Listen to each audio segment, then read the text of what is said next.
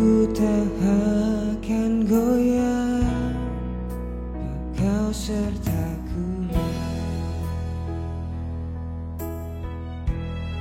Sejauh langit dari bumi, begitu besarnya kasih-Mu. Penuhi hati kami yang rindu menyembah-Mu, Yesus. Sejauh langit dari bumi, begitu besarnya kasih-Mu. Kaulah Tuhan, kekuatanku, sukacitaku.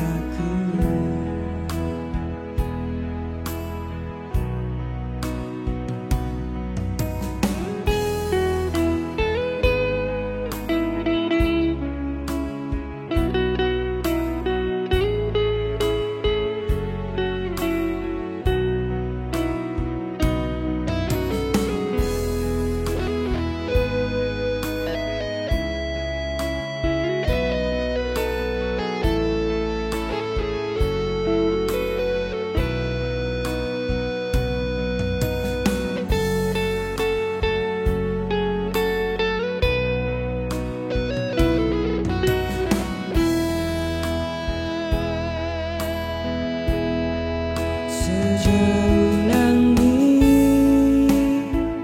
dari bumi, begitu besarnya kasih-Mu. Penuhi hati kami yang rindu menyembah-Mu, Yesus.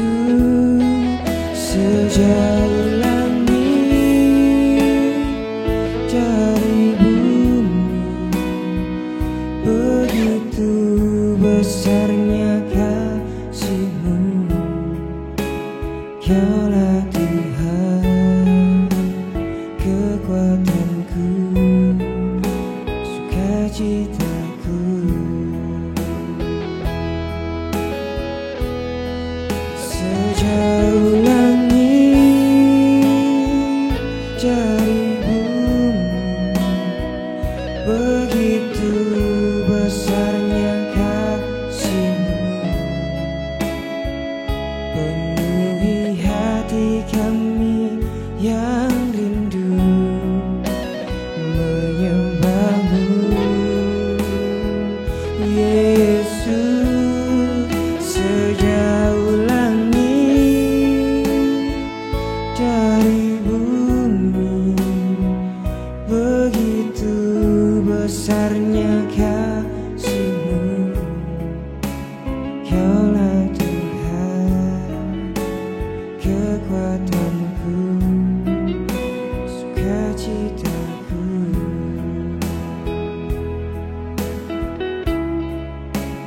Kaulah Tuhan, kekuatanku, sukacitaku.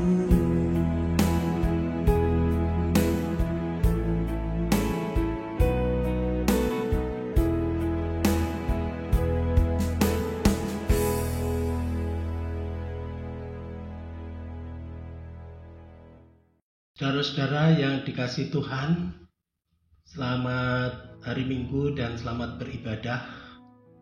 Dan saat ini kita masih berada di dalam ibadah di rumah masing-masing. Jemaat yang dikasihi Tuhan, bacaan kita saat ini terambil dari Injil Matius pasal 16 ayat 21 sampai dengan 28.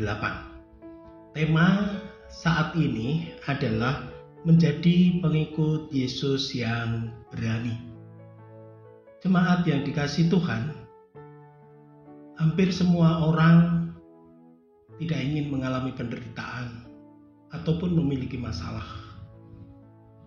Banyak orang menginginkan hidup itu di dalam kebahagiaan, di dalam ketenangan, hidup damai, hidup bahagia. Sehingga banyak orang berusaha semaksimal mungkin untuk supaya terhindar dari penderitaan maupun terhindar dari masalah. Nah, saudara-saudara yang dikasihi Tuhan, dalam bacaan kita hari ini, Petrus juga memiliki pemikiran yang sama dengan pemikiran orang banyak, bahwa ingin terhindar dari penderitaan, terhindar dari masalah, ingin bahagia, ingin mengalami ketentraman, termasuk pandangan Petrus terhadap Tuhan Yesus. Karena beberapa waktu yang lalu di dalam bacaan kita sebelumnya, Petrus mengakui bahwa Tuhan Yesus itu sebagai Mesias, sebagai Sang Pembebas, Allah yang menjadi manusia, yang berkarya untuk menyelamatkan manusia. Sehingga pandangan Petrus terhadap Yesus sebagai Mesias tidak akan pernah mengalami penderitaan, tidak akan pernah mengalami masalah.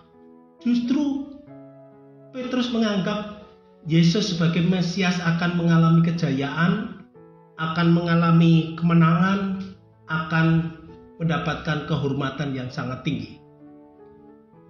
Oleh sebab itu, ketika Tuhan Yesus memberitakan berkenaan dirinya sebagai Mesias, dia akan mengalami penderitaan, dia akan dibunuh, dia akan mengalami penderitaan dan kematiannya.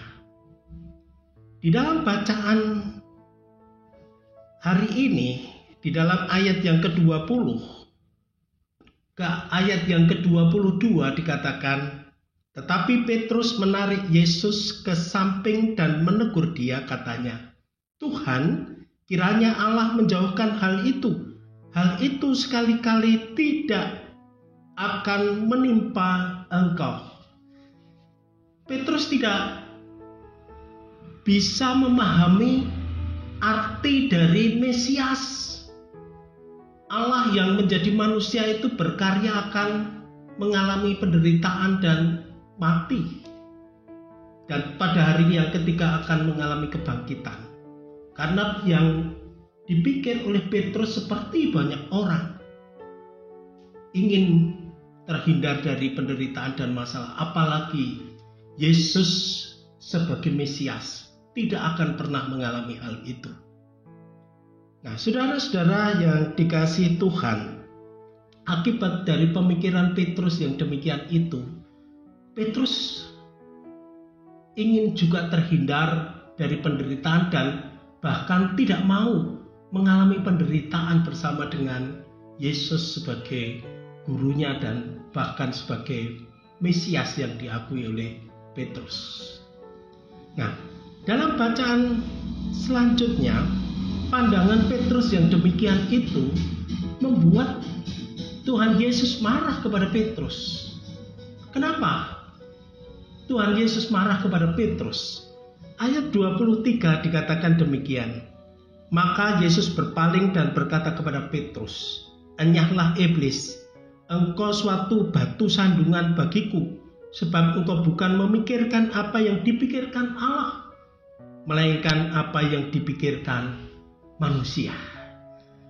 Tuhan Yesus marah kepada Petrus karena Petrus hanya memikirkan pikiran manusia, mengikuti cara berpikir manusia, bukan mengikuti cara berpikir Allah. Cara berpikir Allah adalah menderita, mati, dan pada hari yang ketiga adalah mengalami kebangkitan. Oleh sebab itu, Petrus tidak siap untuk menderita. Jemaat yang dikasihi Tuhan, untuk membebaskan manusia dari dosa, Tuhan Yesus rela mengalami penderitaan dan kematian. Bukan berarti Tuhan Yesus sebagai Mesias, Allah yang menjadi manusia, tidak mampu untuk menghindari dari kematian dan penderitaannya. Tetapi itulah cara Allah menyelamatkan manusia dengan mengorbankan anaknya yang tunggal, Tuhan Yesus, mengalami penderitaan dan kematiannya. Itulah cara berpikir Allah untuk menyelamatkan manusia. Sehingga Tuhan Yesus yang harus mengalami penderitaan dan kematian, Dia rela dengan kesungguhan dan ketaatannya, rela untuk menderita. Bapak Ibu yang dikasihi Tuhan, apa yang dilakukan Tuhan Yesus rela menderita menjadi inspirasi bagi kita semua. Banyak orang tidak mau mengalami penderitaan, berupaya semaksimal mungkin untuk terhindar dari penderitaan. Apalagi penderitaan itu demi orang lain. Tentu banyak orang tidak menginginkan hal itu. Pada hari ini kita diingatkan untuk menjadi pengikut Tuhan Yesus yang berani. Berani untuk apa? Berani untuk menderita. Bukan menderita untuk dirinya sendiri semata, tetapi menderita bagi orang lain. Peduli terhadap sesama, menolong sesama yang membutuhkan pertolongan. Bahkan sampai penderitaan orang lain pun kita mau ikut ambil bagian di dalamnya supaya mereka terhindar dari penderitaan. Bukan berupaya terhindar dari penderitaan kita sendiri, tetapi juga penderitaan orang lain. Bahkan berani untuk menyingkirkan kepentingan diri sendiri demi kepentingan orang lain. Inilah panggilan kita semua menjadi pengikut Yesus yang berani. Berani untuk menderita, peduli kepada sesama, mau menolong kepada sesamanya. Tuhan memberkati kita semua.